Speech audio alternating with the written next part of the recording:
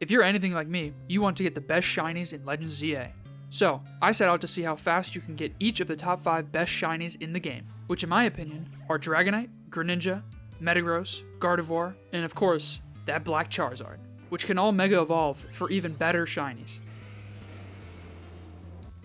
If you've explored a lot of the rooftops in Lumiose, then you've probably stumbled across a Dratini. This is one of the only ways to hunt for a shiny Dragonite in the game. This specific spot has been my favorite place to hunt shiny Dratini. I've tried a couple different locations, but this one seemed to be the easiest and ended up getting me some awesome bonus shinies on the surrounding rooftops. To get this specific Dratini, you must first fly to the Magenta Pokémon Center here on the map.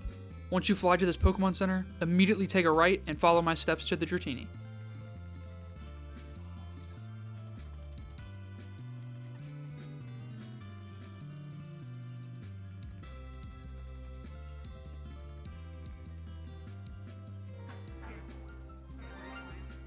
Right next to this Dratini is a bench that we will use to bench reset for this shiny. And if you didn't know, each time you sleep at a bench to reset the time of day, all the surrounding Pokemon are re-rolled for a shiny. Cycling this bench is how we'll get our shiny Dragonite. But how long did it take to get my shiny? I stopped my timer at 6 hours, 40 minutes, and 42 seconds. Oh, let's go. Shiny Dratini, let's go. Let's go. Oh, finally. I stopped to check the surrounding area for bonus shinies every 15 to 30 minutes or so, with all of these shinies being caught before getting my Dratini to shine. I'm especially happy with the Mawile and Fletchling shinies. Mawile, because it has an awesome Mega Evolution shiny, and Fletchling because I failed 2 shiny Fletchlings in my playthrough. Now let's see what this Dragonite looks like in all its glory as a Mega.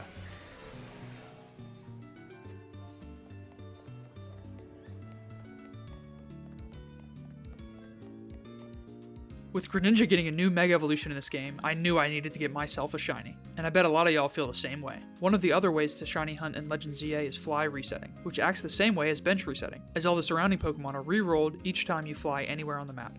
The fly method will be the hunt of choice to get the Froakie that sits atop the pillar in the middle of Wild Zone 16. Now you might assume that flying to Zone 16 would be the best way to hunt this Froakie, but actually, your player character is placed a lot closer to the Froakie if you fly to Wild Zone 5. Only needing to turn the camera around to see if the Froakie is shiny, from where you are. If you fly to Wild Zone 16, you'll need to walk forward a few steps to actually see if the Froakie is shiny. So I definitely recommend flying to Wild Zone 5 for this hunt. But how long did it take for my Froakie to shine? I stopped my timer at 5 hours, 11 minutes, and 45 seconds. Yes, yes, yes. Let's go, I got Froakie. Let's go. Let's go. I ended up checking for this shiny every 45 minutes to an hour, while I did some other things on the side, resulting in a bunch of cool bonus shinies, with my favorite being Phalanx, Barbaracle, Venipede, Medicham, and 2 Alpha Ampharos, all being able to Mega Evolve. Now for the Mega Shiny Greninja reveal.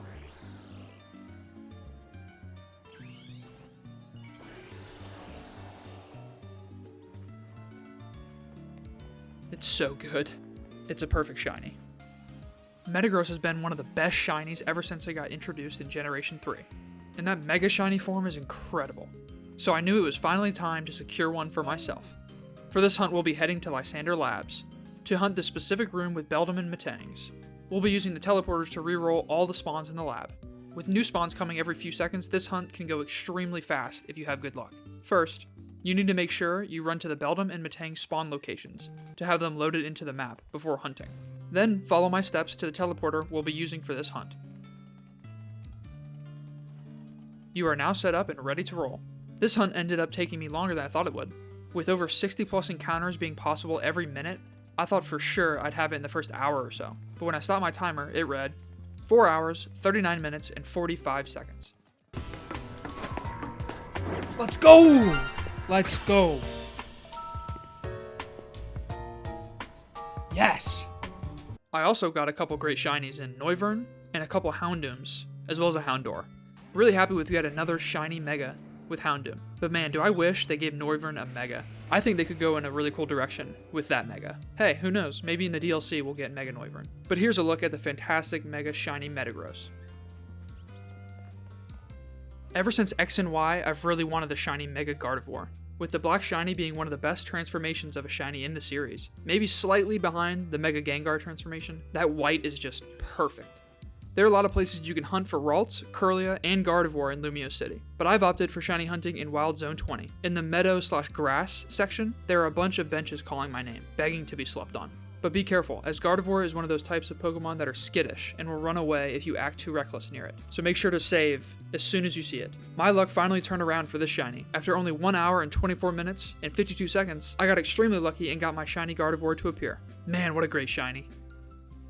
Shiny Charizard is a staple shiny Pokemon that I'm confident in saying every single player would love to have. And in Legends ZA, it might be one of the harder shiny hunts in the entire game. With no fly spots or benches able to hunt Charmander, we'll need to get a little more creative. Normally, you'd need to fly to Wild Zone 20 and run towards the fire section of the zone to have a 15% chance of Charmander spawning in 2 different spawn locations. These are not great odds to even encounter a Charmander, let alone a shiny one. But what if we could increase the amount of spawns that can appear for Charmander's spawn bucket? By using the spawn exploit we used in the Ultimate Way to Farm Shiny Alphas video, which I'll tag here, we can have up to 7 spawns at a time, meaning at least 1 guaranteed Charmander for every reset. I won't go in depth on how to accomplish this in this video, but watching Papa Hefe's video on this strat helped a lot in getting my shiny Charmander. Once we finally have a fighting chance by pumping up those spawn locations, we could reset in a few ways. I chose to use a bench in the meadow/grass area of the Wild Zone, resetting and running to the fire area every 40 seconds or so. After many failed resets and losing a couple spawns, which, pro tip, don't fly at all once you set up these spawns, as it's a little finicky for some reason. Whenever you fly, you might lose 1 spawn, and then another, each time you fly. So I say, strictly bench, run, repeat. After the longest hunt by far, I finally got my shiny Charmander. With the timer hitting 23 hours, 46 minutes, and 11 seconds, I finally got to go touch grass. Yes! Oh my god. But check out these 6 shiny Mega Charizards.